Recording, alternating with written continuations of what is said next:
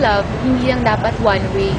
Hindi dapat isa lang yung nagbibigay, hindi rin isa lang dapat yung take ng take. Kasi in love, dapat two-way yan because it takes two to tango.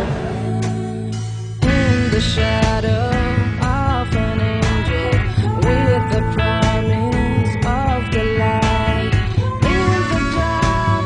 Yung nag-give tsaka nagtitake. And both sides should adjust with one another's shortcomings and failures so that in the end, you'll have a happy ending.